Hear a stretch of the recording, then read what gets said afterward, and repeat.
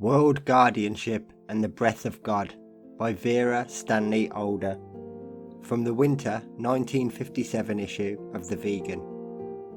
The relationship of the human being to the air which he breathes remains one of those amazing secrets awaiting his maturity. At present, he breathes it automatically and without consideration. His very method and rhythm of breathing were imposed by his hereditary environment and training. The hint given in Genesis that the Creator turned the dust of the earth, mineral particles such as also composed the cosmic rays, into human being through the power of his divine breath means absolutely nothing to the average person. Yet the divine breath is still in action. The fundamental creative power in the world is flowing through the atmosphere, bearing with it all the possibilities for living and knowing. That is why the ancient wisdom and all subsidiary spiritual cultures always emphasize the basic necessity for controlled scientific breathing and for an understanding of what goes on in the invisible world around us, both in its physical and metaphysical aspects.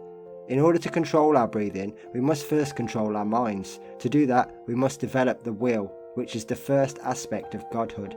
In other words, when we have reoriented our fundamental approach to life, our motive power, our breathing will change of its own accord, to a certain extent. This should be carried further by an increasingly mature understanding of the whole situation.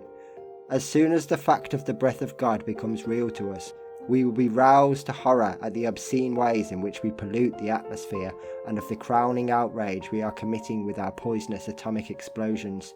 Such unnatural disruptions disturb the ways of nature on all planes, physically, electrically and fundamentally, and likewise disturb the life processes of every creature who lives by the breath of the Creator.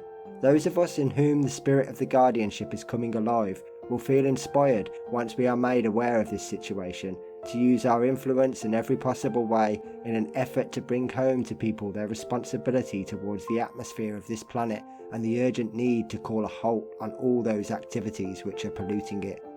Naturally, this process of pollution is being applied, as we know, to the other elements also, to the water and the soil. But actually both water and soil are composed of the same elementary particles in grosser form which inform the atmosphere, so that the processes which are polluting in one sphere are bound to pollute in them all. Obviously this situation is a grave handicap to vegans or any others who wish to learn and live in and through the breath of God, which is a basic nourishment and inspiration of all living creatures.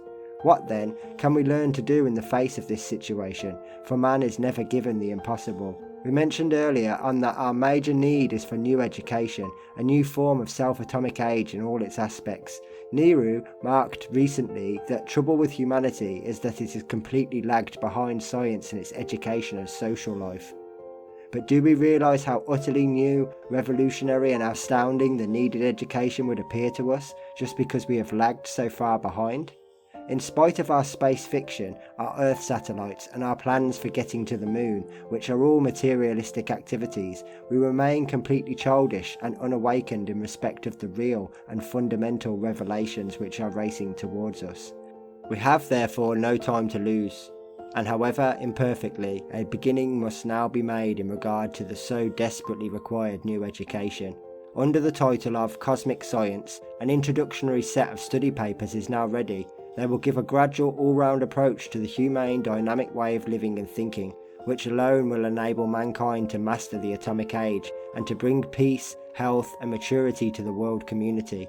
They are offered as a means for the development of world guardianship on a practical basis, with the hope that people thus equipped will later partake in the formation of the world government, whose emergence is to be expected before many another decade has passed.